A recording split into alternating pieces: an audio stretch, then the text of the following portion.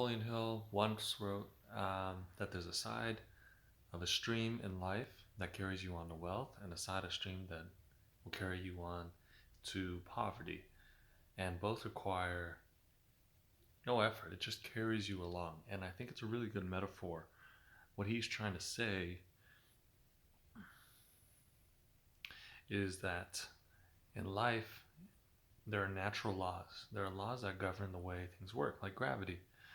There's gravity, um, cause and effect, law of compensation. There are different natural laws that govern the world, whether it's the physical reality, the quantum physical reality, um, the mental realities, spiritual realities.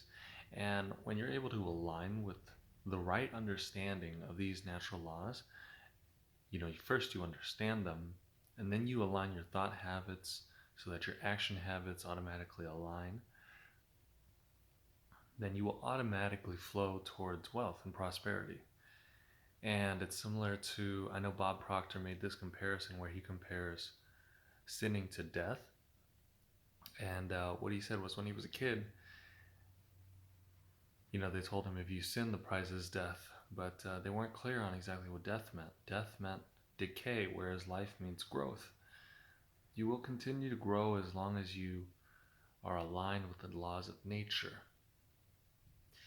For instance, we are living in a very interdependent society. It's almost impossible to live on your own.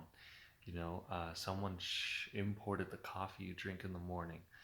The car you drive was built by a ton of people, paint manufacturers, parts manufacturers, designers, financiers in different countries, and then import experts, the shipping, all the giant ships that ship these boats after they're made to you, or these cars.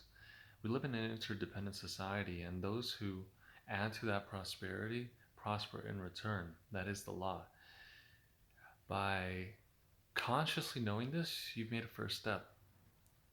But by constantly repeating this over to yourself until you align your thoughts and align your actions,